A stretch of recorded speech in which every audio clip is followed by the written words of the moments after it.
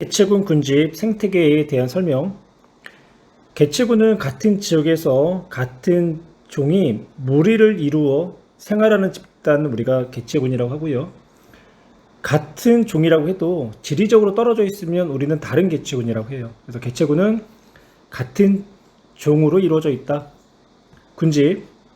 군집도 일정한 지역에서 여러 종류의 개체군이 모여 생활하는 집단을 우리가 군집이라고 해요. 그래서 군집은 여러 종으로 이루어졌다. 개체군은 같은 종으로 이루어졌다. 생태계는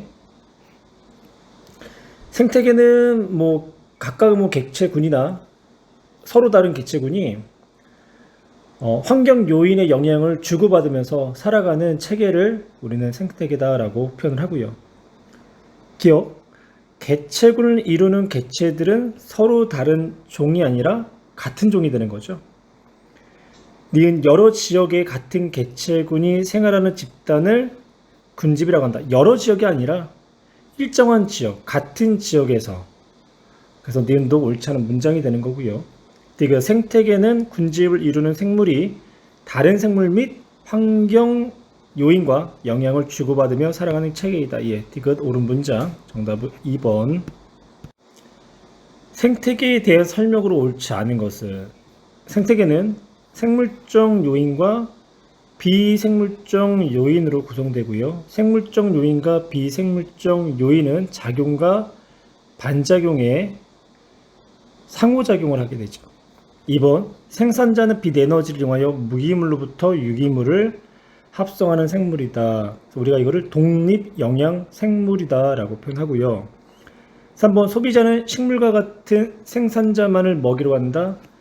소비자는 1차, 2차, 3차 소비자로 구성되는데 1차 소비자는 초식동물이에요. 그리고 2차, 3차는 육식, 그리고 초식과 육식을 구분하지 않는 다식동물이라고 할까요?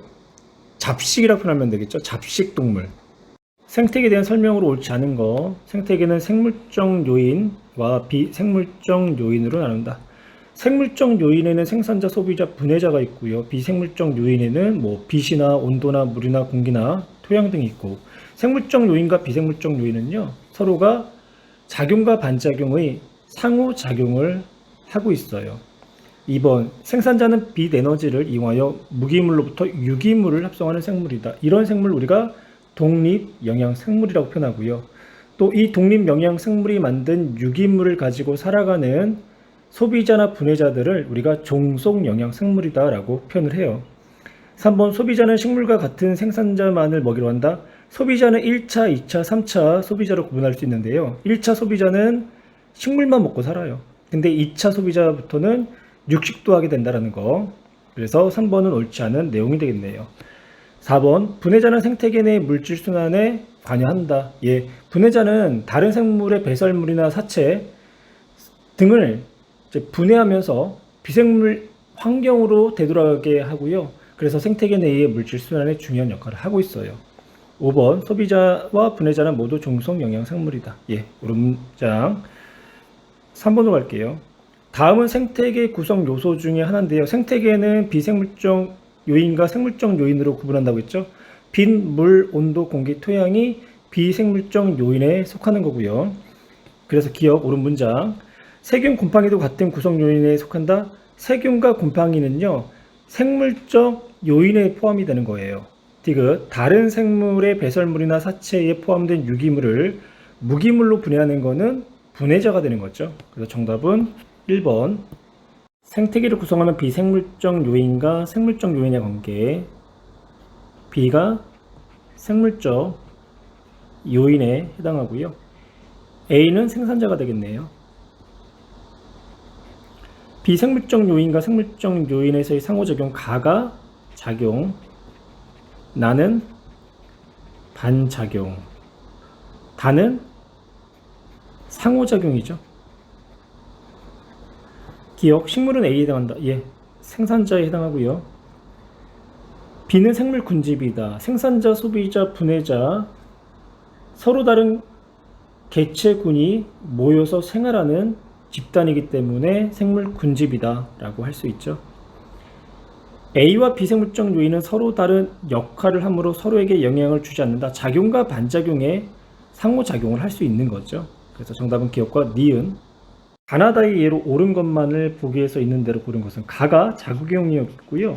나가 반작용, 그리고 다가 군집 내 개체군의 상호작용. 기억, 토끼가 풀을 먹는다. 토끼가 풀을 먹는 거는 군집 내 개체군의 상호작용이 되는 거죠. 다.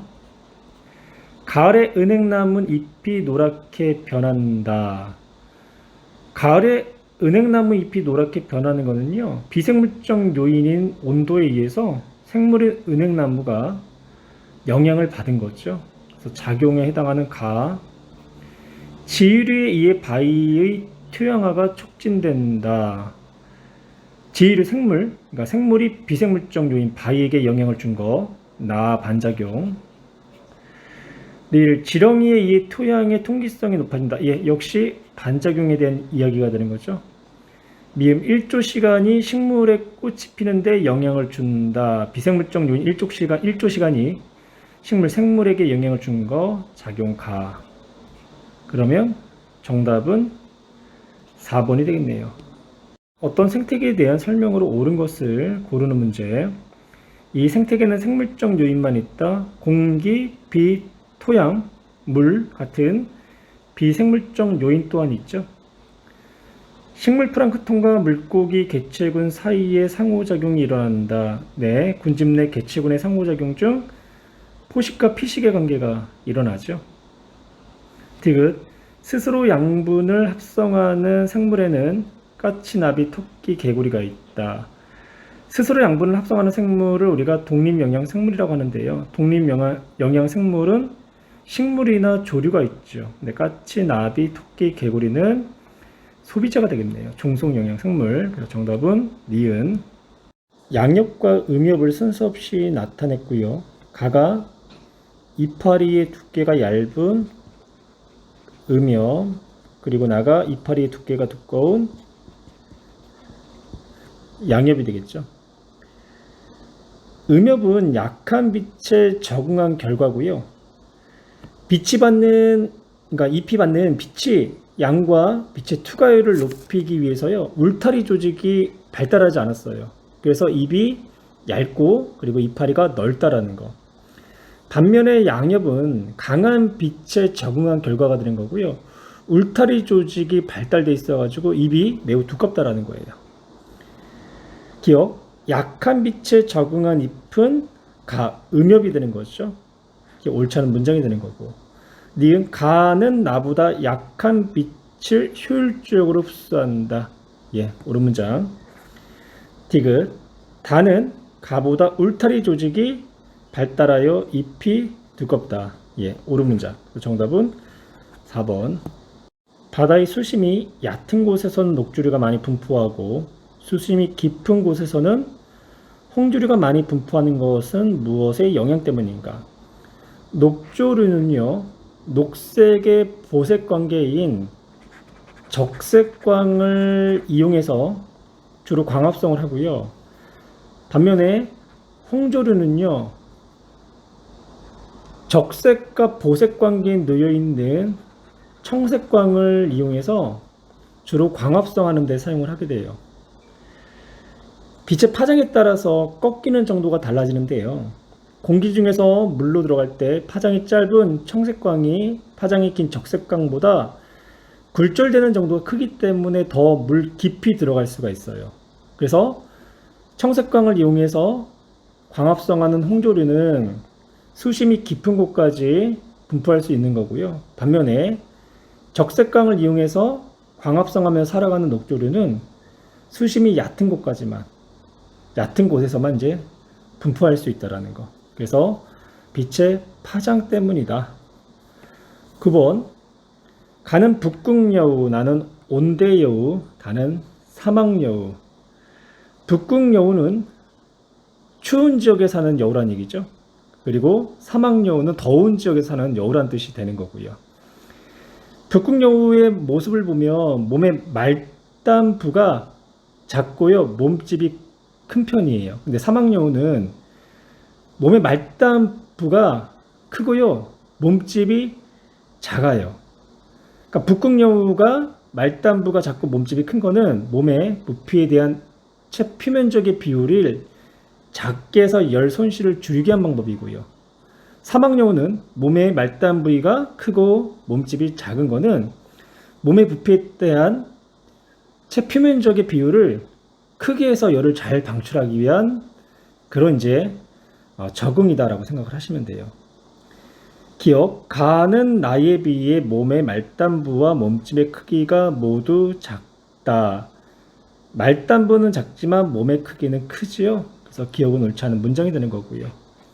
가는 가보다 외부로의 열 방출량이 많다. 옳은 문장.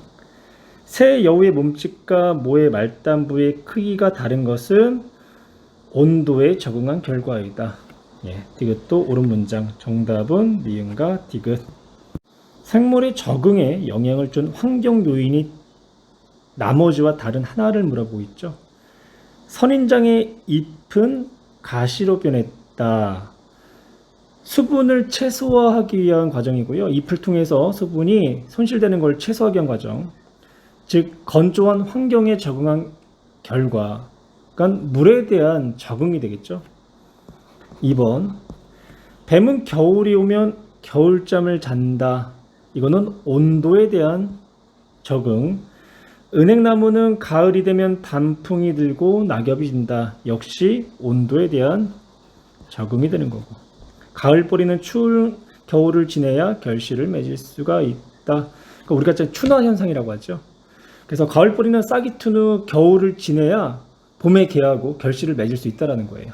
추나 현상. 그것도 역시 온도에 대한 적응. 기러기는 계절에 따라 적합한 온도의 장소로 이동한다. 역시 온도에 대한 적응이 되는 거죠. 그래서 정답은 1번. 개체군의 특성에 대한 설명으로 옳지 않은 거. 개체군의 밀도는 일정한 공간 분해에 서식하는 개체의 수로 나타낸다. 옳은 문장이고요. 개체군의 밀도가 높아질수록 환경저항은 감소한다. 환경저항은 증가하는 거죠. 개체군의 밀도가 증가하면 서식 공간과 먹이가 부족하게 될 거고요. 노폐물의 축적, 그리고 개체 간의 경쟁이나 질병 등에 의해서 환경저항은 증가하게 돼요. 3번 이론상 개체군의 생장 곡선은 J자 모양을 나타낸다. 4번 개체군의 서식 공간이 커질수록 환경저항은 감소한다. 개체군의 서식 공간이 넓어지게 되면 상대적으로 개체군의 밀도가 작아지는 거죠. 그래서 환경저항은 감소하는 거고. 5번 개체군의 밀도를 증가시킨 요인에는 개체 출생과 이입이 있다. 이입이라는 거는 다른 서식 장소에서 외부의 개체가 들어오는 걸 우리가 이입이라고 해요. 집신벌레 20마리를 수조에 넣은 후 배양하여 얻은 개체군의 생장 곡선을 나타냈고요. 이에 대한 설명 중 옳지 않은 거. 이 개체군의 환경 수용력은 최대 600마리. 그래서 환경 수용력은 600마리이다. 옳은 문장이 되는 거고. 실제 생장 곡선은 환경 저항 때문에 S자형을 나타낸다. 그렇죠. 이론상 생장 곡선은 우리가 J자 모양의 곡선이라고 하고요. 실제 생장 곡선은 우리가 X자 모양의 곡선이라고 하는데 그 차이가 발생하는 까닭은 환경 저항 때문에, 그 환경 저항은 개체군의 생장을 억제하는 요인이 되거든요. 2번 옳은 문장. 3번 실제 생장 곡선에서 T2일 때 T2일 때보다 T1일 때의 번식률이 높다. 번식률은 시간에 따른 개체 수의 변화율이 번식률이 돼요. 그러면 T1일 때의 그래프의 기울기가 T2일 때 그래프의 기울기보다 크기 때문에 번식률은 T1일 때가 T2일 때보다 더 높다라고 표현하셔야 되겠죠. 그래서 T2일 때보다 T1일 때가 더 높다. 옳은 문장. 4번 실제 생장 곡선에서 T1일 때보다 T2일 때 경쟁이 더 심하다. T1일 때보다 T2일 때가 개체수가 더 많죠. 개체수가 많다라는 것은 그만큼의 개체 간의 경쟁이 더 심하다는 것을 이야기하는 거고요. 그래서 T1일 때보다 T2일 때 경쟁이 더 심하다. 5번 실제 생장 곡선에서 T2 이상에선 환경저항이 나타나지 않는다. 환경저항은 계속 나타나고 있고요. 그리고 환경저항이 나타나기 때문에, 그리고 환경정이 크기 때문에 개체수가 더 이상 증가하지 않고 일정 수준을 유지하게 되는 거예요. 그래서 5번은 옳지 않은 문장. 13번 이론상 생장 곡선과 실제 생장 곡선이 차이 나는 까닭인 가를 무엇이라고 하는지 쓰시오. 환경 저항이라고 하죠. 이에 해당하는 예 두 가지만을 서술하시오. 먹이 부족, 서식 공간 부족도 있을 테고, 노폐물 증가, 개체 간의 경쟁, 질병 등이 있겠네요. 생물종 A, B, C의 생존 곡선을 나타내는데요. A는 초기 사망률이 낮고 후기 사망률이 높은 1형이라고 하고요. B는 연령에 따른 사망률이 비교적 일정하죠. 2형. 그리고 C는 초기 사망률이 굉장히 높아요. 그래서 우리가 C를 3형이다라고 얘기를 하죠. 기억. A는 C보다 부모의 자손 보호 능력이 크다. 그래서 어린 개체의 사망률이 낮게 된 거예요. 부모의 보호 역할을 받기 때문에. 그래서 기억은 옳은 문장이 되는 거고. 니은. B는 초기 사망률이 낮고 후기 사망률이 높다. B는 각 연령대에 일정한 사망률을 보이는 거죠. 디귿. C는 A보다 적은 수의 자손을 낳는다. C는요, A보다 많은 수의 자손을 낳지만 부모의 보호를 받지 못하기 때문에 어린 개체의 사망률이 높은 거고요. 리을. 사람과 코끼리는 A와 같은 생존 곡선을 나타낸다. 그렇죠? 사람과 코끼리는 부모의 보호를 받는 종이기 때문에 A와 같은 생존 곡선을 나타내야 돼요. 정답은 기억과 리을 1번. 개체군의 연령 피라미드를 유형별로 나타냈고요. 개체군의 연령 피라미드는 개체군의 연령별 개체 수의 비율을 차례로 쌓아 올린 연령 분포 그림을 말하는 거고요. 생식적 연령층의 비율에 따라 개체군의 크기 변화를 예측할 수가 있어요. 그래서 생식 전 연령층의 비율이 높으면 점차 개체군의 크기가 커진다라고 표현하는 거고, 생식 전 연령층의 비율이 낮으면 개체군의 크기가 작아진다라고 표현을 해요. 가 발전형, 나는 안정형, 다는 쇠퇴형이 되는 거죠.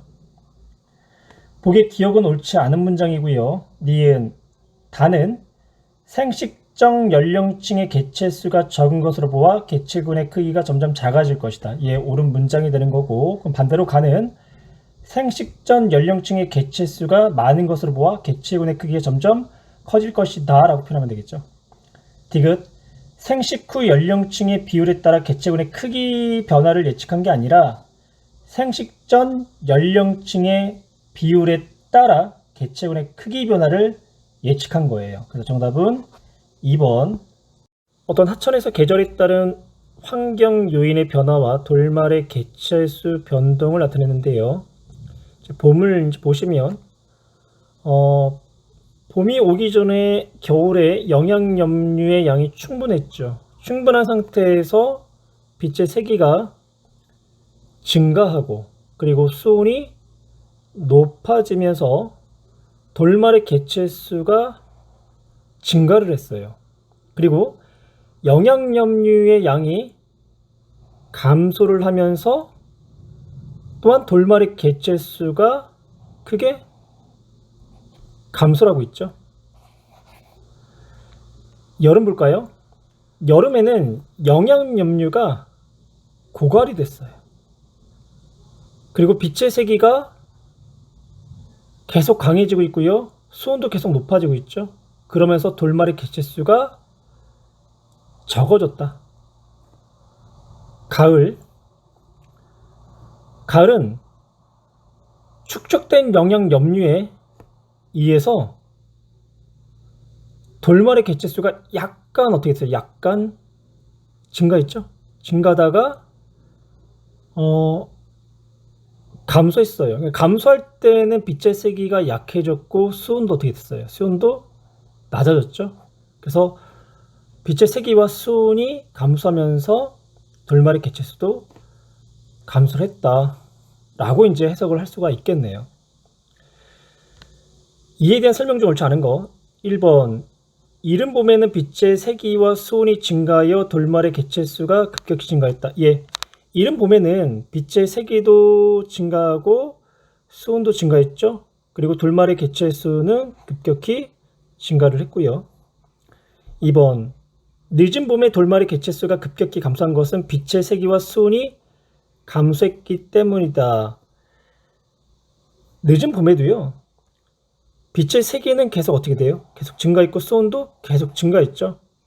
그런데 돌말의 개체수가 급격히 감소한 거는 영양염류의 양이 급격히 감소했기 때문에 그런 거예요. 그래서 2번은 옳지 않은 문장. 3번 여름에 영양염류의 양이 증가하면 돌말의 개체수가 급격히 증가하겠죠. 빛의 세기도 강하고 수온도 높고 그 상태에서 영양염류의 양까지 많다라고 한다면 돌말의 개체수는 급격히 증가를 할 거예요. 4번 초가을에 돌말의 개체수가 약간 증가한 것은 영양염류의 양이 증가했기 때문에 그렇다. 예, 맞죠? 근데 초가을 이후에 다시 돌말의 개체수가 감소한 이유는 수온과 빛의 세기가 약해졌기 때문에. 5번 겨울에는 빛의 세기가 약하고 수온이 낮아 돌말의 개체수가 적다. 예, 영양염류 상태는 높은데 빛의 세기하고 수온이 너무 낮아서 돌말의 개체수가 증가하지 못했어요. 정답은 2번. 눈신토끼와 스라소니 개체수의 변동. 눈신토끼는 피식자, 그리고 스라소니는 포식자가 되는 거죠. A와 B는 각각 눈신토끼와 스라소니 개체수의 변동 중 하나다. A의 개체수가 B의 개체수보다 많기 때문에 A는 피식자인 눈신토끼가 되는 거고 B는 포식자인 스라소니가 되죠. 1번 A는 포식자, B는 피식자의 개체수 변동. 옳지 않은 내용. A는 눈신토끼, B는 스라소니의 개체수의 변동이다. 옳은 얘기고요. A의 개체수는 B보다 많다. 역시 옳은 내용이죠. A의 개체수가 증가하면 피식자의 개체수가 증가하면 따라서 포식자의 개체수도 증가하죠. 5번 A와 B의 개체군 크기의 변동은 약 10년 주기로 반복된다. 개체수가 둘 다 가장 최저였던 지점이 1880년이죠. 그리고 그 다음이 대략 1890년, 그리고 1900년, 대략 10년 주기로 개체수의 변동이 나타났네요. 다음은 동물 개체군 내의 상호작용에 대한 자료다. 얼룩말은 일정한 서식 공간을 차지하고 다른 개체가 침입하는 것을 경계를 한다. 암탉은 여러 마리가 한 닭장에서 살게 되면 처음에는 서로 먹이를 쪼아가며 싸우지만 며칠 후에는 모이를 먹는 순서가 정해진다. 가의 경우는 텃새에 해당하는 거고요. 그리고 나의 경우는 순위제에 해당하는 예가 되는 거죠. 기억, 하천의 은어에서도 가와 같은 상호작용을 볼 수 있다. 예, 텃새를 부리고요. 니은, 나의 힘의 서열에 따라 순위를 정하는 리더제가 아니라 순위제가 되는 거고, 가와 나는 모두 불필요한 경쟁을 피하기 위한 상호작용이다. 예, 옳은 내용이죠. 텃새나 순위제나 모두 개체 간에 불필요한 경쟁을 피하기 위한 상호작용이에요. 정답은 기역과 디귿. 개체군 내에서 일어나는 상호작용, 종내 상호작용을 이야기하는 거고요. 호랑이는 배설물로 자기 영역을 표시한다. 텃새의 예가 될 수 있고요. 양떼가 목초지를 이동할 때 한 개체가 무리 전체를 이끌며 이동한다. 한 개체가 무리 전체를 이끌며 이동한다. 리더제가 되는 거죠. 여왕개미는 생식, 병정개미는 방어, 일개미는 먹이 획득을 담당한다. 분업화가 됐네요. 이걸 우리는 사회생활. 큰 뿔량의 순양은 뿔의 크기와 뿔치기로 순위를 정하여 먹이를 얻는다. 순이제. 사자는 암사자들과 수사자가 새끼를 함께 돌보며 무리지어 생활한다. 가족 생활이 되는 거죠. 그 사례로 옳은 것은 1번 텃세,